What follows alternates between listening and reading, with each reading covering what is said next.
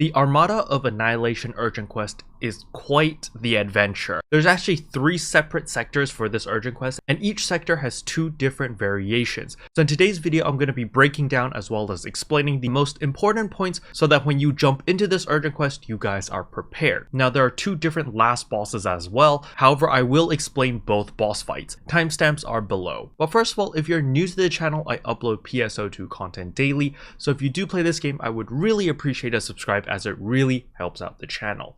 Anyway, without further ado, let's begin the video.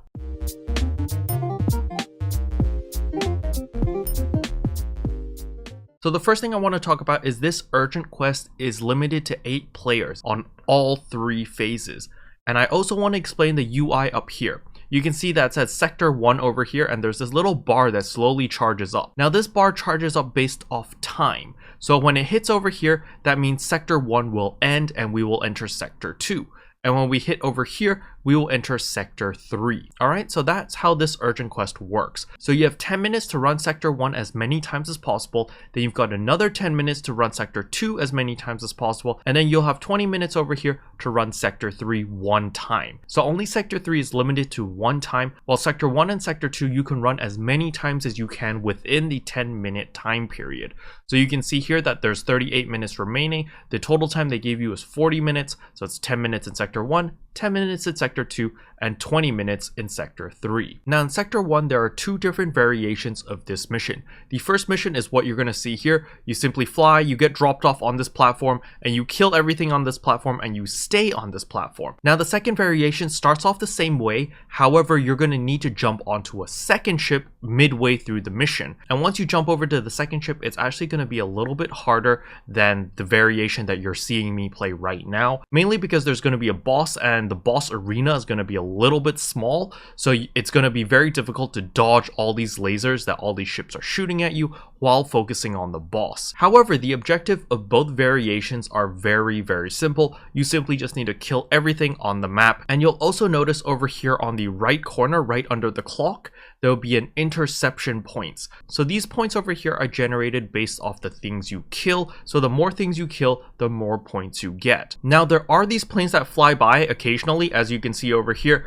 There's a bunch of planes over here, and there's a bunch of planes over here. So these planes give you quite a lot of points if you can destroy them. However, if you're in the way and they hit you, they will deal a lot of damage, especially on ultra hard, which we are doing right now. These planes can essentially one-shot a lot of people. So you need to be very certain, especially if you're a melee class, because you're going to be right in front of the ship. So if you don't destroy them, they're going to run you over. Now if you're a range class, you can always aim at them. However, I do recommend you to aim manually with your Z view, mainly because these planes move really quick, and if you do lock on, sometimes your camera spazzes out and goes crazy. So for these mobs, it's very important to hit their weak spot, because if you hit them from the front, especially if they put up a shield, you won't deal a lot of damage. If you hit them from behind or their weak spot, which is the big red crystals, that is where you deal tons of damage, and you'll be able to destroy them very quickly. Now for these little crystals over here, you need to get behind them in order to hit the red crystal to deal extra damage. If you don't hit the red crystal and you're hitting them from the front, you're going to deal very little damage, and it's going to take a very long time for you to destroy it, and thus wasting time, so you won't be able to get as many runs as you would like. So your goal over here is to try to fit in 2 runs in sector 1, 2 runs in sector 2, and 1 run in sector 3. The reason why it's only 1 run in sector 3 is because you're limited to 1 run. And so basically you're trying to finish each run within 5 minutes. And the reason you want to do that is because you want to maximize your interception points, because there is an achievement to hit 350,000 interception points, and this is accumulated over the course of this one urgent quest. So how it works is it'll add all your interception points together and give you a total number at the end of the urgent quest. So you can see over here that the total interception points that we got from this one run was 78,168. Right here on our second run, we got the exact same score. On our third run over here, we got 62,276. And then on our last run, we got 71,446 points. So when you add all those points together, you get 290,058. Now when we jump back in game, when you talk to the title keeper over here, when you go to quests and scroll to the very bottom, you'll notice over here at Armada Interception, in order to get the silver star reward, you need 260,000 interception points. In order to unlock the gold star over here, you need 350,000 interception points. And the prizes that you get from these rewards are gold medals. So the gold star over here will give you 20 gold medals, and the silver star over here gives you 10 gold medals. Now what I want you to pay attention to is this bar has passed the sector 1 mark. So you'll notice up here it says sector 2, which means that if we go into an urgent quest, we're automatically going to be sent into sector 2, which is a little bit different than sector 1. You're going to see here that we are now chasing this enemy ship in sector 2. Now sector 2 also has 2 different variations. Luckily I have footage of both different variations, so I'll be showcasing both of them. But if you get this variation over here where you start on a ship, what you want to pay attention to are these little flying ships over here. They won't really attack you, they're just going to fly right past you, and what you want to do is hit the gold one. The gold one is worth more interception points than the others. So you really want to focus on hitting the gold one so that you can maximize your interception points in order to get the titles. Now there have been people telling me that the more interception points you have, the better the loot you will get. I have no way to prove that, but it is food for thought. So you're going to see here that I'm going to go for that gold one in particular just to make sure that I get the points. You see that just that gold chip by itself was worth 320 points. Now once that's done, the rest of the mission is exactly the same as sector 1. You just want to kill everything and keep moving and kill everything, so forth and so on. As you can see in the distance, these little ships are flying by. We want to get the gold one, and pshing, I use my katana combat in order to kill 4 of them all in one go, and thus you'll see that our points increase dramatically. We're at 8,000 points already. Now once you've defeated all the mobs, you'll notice that you're catching up to the enemy ship. So as you can see right here, we're going to light speed, and there's going to be a jump panel right here. You can just jump on the panel and you will attack the enemy ship. Now the second variation of sector 2 immediately drops you off where we have just landed. However, what makes the second variation much more difficult is because it automatically splits the team. So 4 players will spawn on the left side over here, and 4 players will spawn on the right side over here, and you have to work your way together in order to get to the middle of the ship in order to regroup as 8. And what's annoying is there will be force fields over here blocking you until both sides have cleared all their mobs. And that's why the second variation is a little bit harder, while this variation is a lot easier since everyone's grouped together. Everyone can just bulldoze through all the enemies and just kill everything really, really easily. But that is pretty much it for sector 2 for this variation. I'm just going to fast forward until the boss fight. So when your team has finally reached the top over here, please do not ignore these cannons over here. These cannons will constantly shoot laser beams at you, and if you don't deal with them quickly, these laser beams will kill you. They are very, very powerful, especially in ultra hard. So please make sure to destroy them as soon as possible. They're not exactly very tanky, they're actually pretty easy to kill, but you just want to deal with them ASAP. That laser over there is also very, very dangerous. This is the boss for sector 2, or it's more like an elite mob. But basically, you just want to kill him. He's a pain in the butt, and yeah, just keep whacking him. Remember, again, the same logic applies. Hit the orange crystals on the boss, and that is his weak point. Other than that, it's pretty straightforward. Now to show you the second variation of Sector 2, where the team gets split up.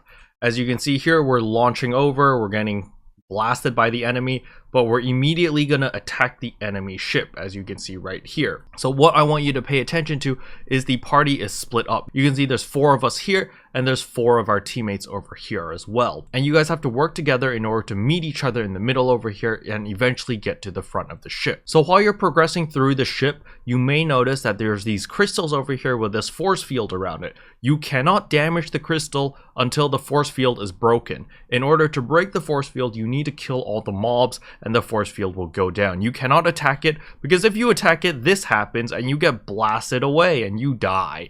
So yes, don't attack the force field until you kill all the mobs and the force field will go down, or else you might get very, very unlucky like me and get blasted by a ship.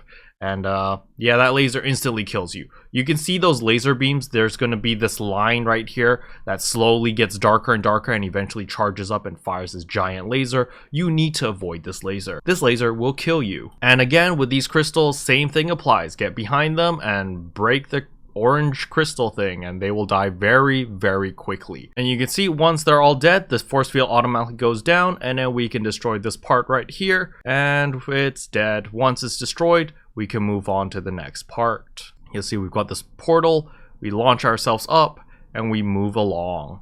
Now again, I want you to focus these guns because they are very, very annoying and will kill you if you let them stay because they just make your life so much more difficult. Now you can see that there's this force field over here even though we've killed everything on our side, and that is because the other side has not cleared all their mobs yet, so there will be this force field blocking you, so you won't be able to actually get to the next zone until the other side has cleared all of their mobs as well. Now once that's done, we have finally regrouped with each other, and it's a huge mess over here. We just gotta kill everything, so yeah, just keep moving forward and blast through everything. The elite mob in Sector 2 is the exact same one in both variations. It's going to be this black looking Gundam over here, and we just beat him up until it dies. Same concept again, hit the red glowy spots. Alright, so we finally hit Sector 3, which is the final boss fight. Remember, you can only run this once, and there are 2 different variations, and you can tell immediately once you come into the waiting room.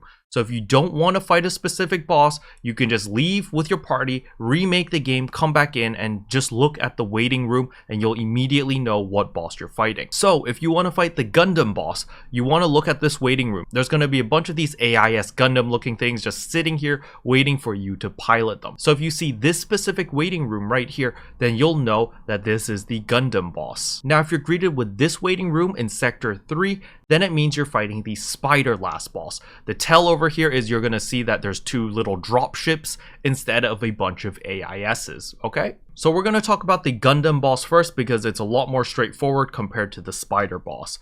So the Gundam boss right here, you'll see that you get to launch your AIS into space, and it is super duper cool. And so what I want to first talk about is the controls, because the controls are very, very important here since you have full free 3D movement and you can fly wherever you want, up, down, left, right, anything, right? So it's very important to understand what the controls are. So your number 1 button is very simple. This is your giant laser. You're going to press 1 and you shoot this giant laser and it's going to deal tons of damage. However, do keep in mind you will be stationary and pretty vulnerable when you're shooting this laser. Number 2 is an AoE heal. Very important. Use it, heal yourself, heal your teammate, so forth and so on. Number 3 is weird. It's auto elevation is what I've been told, but I haven't really felt the difference by using it. What happens is when you lock onto an enemy, and let's say the enemy is below you, if you have 3 enabled, which it is automatically, then you will automatically lower elevation slowly so that you're on the same elevation as your target. And likewise, if your target's high in the sky and you have this enabled, as you're shooting the enemy, your AIS will slowly increase in elevation so that you're on the same elevation as your target. Now, if you do not have this enabled, then you will stay at whatever elevation you are and just hit your target from that elevation. It doesn't really affect me much, mainly because I don't like to use the gun that much. The only time I actually use my left click, which is the machine gun, is to generate PP. 90% of the time I'm actually using my right click, which is my katana, because it just deals so much damage. Now, in order to increase elevation, press spacebar and your AIS will fly up in elevation. Now if you want to decrease elevation, by default it will be middle mouse, but I switch mine to mouse 4, so whenever I hold down mouse 4, I will just nosedive and decrease elevation. So you can see in front of me that other than Mars's janky AIS, there's a bunch of little enemies over here. So what you can do to kill these trash mobs is hold down shift. When you hold down shift, you can see that your weapon palette has changed. So shift left click is homing missiles. It works exactly the same as Luther form if you've ever used it. The longer you hold down left click, the more targets you lock onto, and you let go and you fire multiple missiles. Now shift right click is a block and a counter. When you just hold down shift right click, you'll notice there's this little blue bubble in front of you, which is a block. Now if you time it perfectly, that blue bubble will flash yellow. Once it flashes yellow, let go of your right click and you will automatically do a counter, which does massive amounts of damage. It is very, very strong, but you do need a little bit of practice to get the timing down. And as usual, your middle mouse button, or in my case mouse 4, is lower elevation. So you'll always be able to decrease elevation with your middle mouse, or your mouse 4 in my case, and increase elevation with your space bar. So even though you can see those abilities on your hotbar at 8, 9, and 0, you don't actually need to cast it like that because it's all on your weapon palette. So you're gonna fly around here. You can see I locked onto a bunch of them with my missiles and boom, boom, boom, destroyed them. But I found using the katana to be much, much better. As you can see here that I was just messing around with the machine gun. I was like, wait a second, the machine gun does no damage. And I just ended up using the katana because the katana just slashes and rips through these guys super duper easily. So what you want to do is very simple. You want to destroy both ships. There's going to be two spaceships, one on your left, one on your right, and there's going to be this red beacon on top of them. You can see it through this because it'll have this giant force field. In order to destroy this giant force field, you're going to need to destroy all the cannons on the ship as well as all the little mobs that are flying around. Once they are all destroyed, this force field will go down. Then you'll be able to attack this giant tower in the middle, and once you destroy it, the ship will crash and explode. And you want to do it for both ships. So you can see right there, we destroyed it and we're moving in and just start auto attacking. Look how much damage you do with your katana. You're doing like 500, 600,000 damage. It's ridiculous how strong it is. So just attack with that instead. Honestly, I don't even bother with the machine gun. And once you've destroyed both ships, you've got a couple seconds to just kind of relax before the ultimate big bad boss comes along. And here he is, the ultimate boss. And once this boss spawns, you'll notice that he's got like an AT field on him and you can't actually hurt him that much. So what you have to do is you want to hit this thing right here. There's this thing up here that's protruding that is actually generating the force field for him. So you need to destroy this thing. During this phase, you have to use your sword to destroy the little thing or else his AT field will not go down. Using any other weapon will deal 1 damage. So highly recommend you guys to just use your sword, slash it, break the AT field. Once it's broken, then you can use your guns. And once we've destroyed this thing, we like to focus on the wings and then the kneecaps and then the arms and then eventually his head. That's the way that we do it. I don't know if it's the most efficient way. It's just we just decided to do that on limb and it seemed to work pretty well, so we're probably going to stick to that. But you do need to destroy this thing first, all right? If you don't destroy this thing, then he's constantly going to have that AT field and it's just going to suck, all right? So what I recommend you to do is to lock on to that little thing over there. So just aim at it, press Q, and hope that you lock onto it. Because if you don't lock onto it, look at me, I'm doing 2 damage to his freaking kneecap because he has his AT field. So you need to lock on to the little thing over there on his shoulder. Once it's locked on, there we go, I got it locked on. Now I can just hold down right click. Just by holding down right click, you'll be able to destroy it super duper fast. Now you can see here that I will automatically revive in 1 second. And this is because I have the early riser ring. So remember that early riser ring, which you guys used back in Yamato because I highly recommended everyone to make one. This works here as well. So please put it on so instead of waiting 5 seconds to revive, you will revive in 1 second. And it's ridiculous because you spawn exactly where you died. So just like boop, you're back up and you're ready to go again. It's really, really helpful. Makes this fight a joke, to be honest. Because you just come back to life instantly and you can just throw yourself at the boss like a kamikaze guy and continuously beating him up. So you can see here we destroyed his AT field, but now we are focusing his wings because without his wings, he won't be able to fly around as much. And you can always use your lasers over here, by the way, your number 1. Just keep in mind that the laser does not reset when you die. When I revive, you'll notice that my heal as well as my laser, the cooldowns are still ticking down. They don't reset. And so that kind of sucks. So you can't just charge in, use a laser, die, use a laser again, and just rinse and repeat to kill the boss really, really quickly. You do have to use a little bit of skill. And this boss is really annoying because of how quickly he moves, which is why we really want to destroy his wings first, so that he won't be able to move as much and dash all over the place. Because it's quite the pain in the butt, especially as you guys can see from the footage. It's yeah, it's very annoying chasing this guy. Now once his wings are destroyed, then you just want to focus on his arms or his legs, depending on whatever you want, and just keep blasting away at him and he will eventually fall. See how crazy he is? He's flying around like with 1 arm and 1 leg. And there we go, we finally destroyed him. He lost everything, both arms, both legs. Yeah, Mars with his cardboard AIS. And voila, we can see here we've got the congratulation page, and you can see the total interception points that we got was 337,000. So still a little bit off from the 350,000 that we needed in order to get the gold star title. So this is the Gundam boss. Now for the spider boss, we are flying straight into the enemy ship. And we're gonna fight the boss directly right here. You'll notice that there's this giant spider. I don't really know if it's a spider, but I mean, I guess it is. But either way, there's this giant mecha boss, and he's gonna shoot all these walls at you. You can destroy it by destroying the little crystals in the middle, but it's best to just ignore them and just sidestep them and move straight towards the boss. You don't need to destroy every single wall because they're just going to push you back and he's going to shoot you with laser beams. As you can see here that I'm wasting a lot of time before I realize that, oh, I can just ignore them and just run straight towards the boss in order to damage him. And what you want to do is you want to damage these two little arms over here first because they've got the giant red protruding crystals. So right side and left side over here, just hit both of them. And shortly after, he's immediately going to go into phase, which forces you into your AIS. So the controls for this AIS is exactly the same as the previous boss. You've got spacebar to increase elevation, you've got mouse 4 or middle mouse in order to decrease elevation.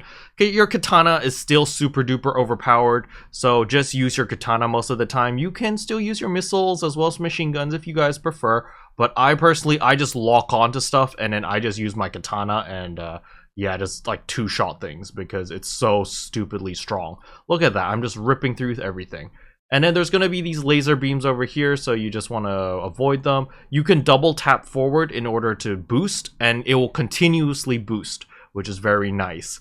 So you'll notice that he shoots all these force field looking things at you, and they just push you back. So just don't fly into it and just kind of wait. You have to destroy everything around you before he'll put that force field back down. Now the difference here is once that phase is over, you're immediately going to go back onto land and you're going to be in your regular mode over here and you continue to fight the boss. So you were only in your AIS for a very short moment.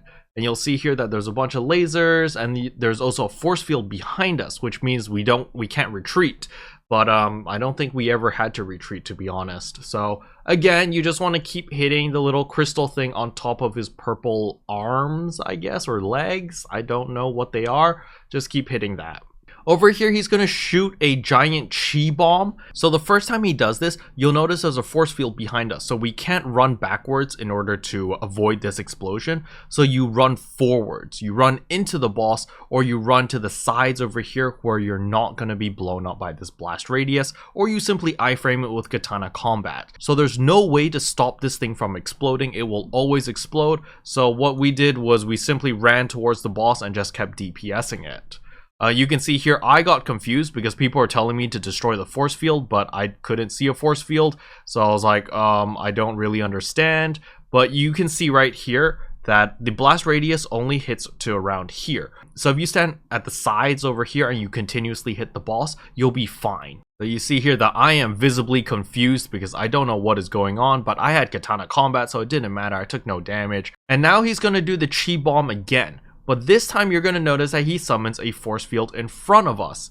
You see, now we got to destroy both these little markers on the side. You'll see there's one on the right side and there's going to be one on the left side, which is pushing us into this chi bomb that's going to explode.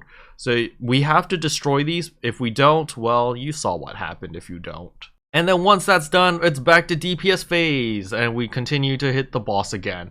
So what you want to pay attention to is just his legs or arms and just keep hitting the red crystal points, really. Very, very straightforward.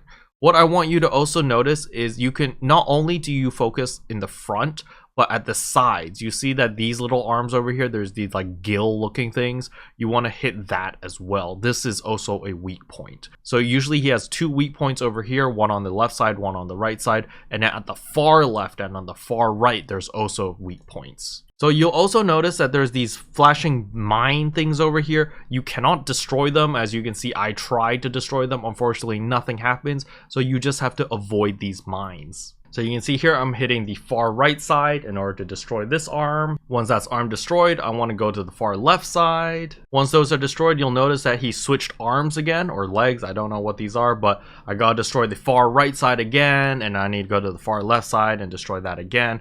I don't actually know how many legs or arms he has, but basically you just keep rinsing and repeating until he does this animation, and it means that, hey, his middle point or his ultimate weak point is exposed.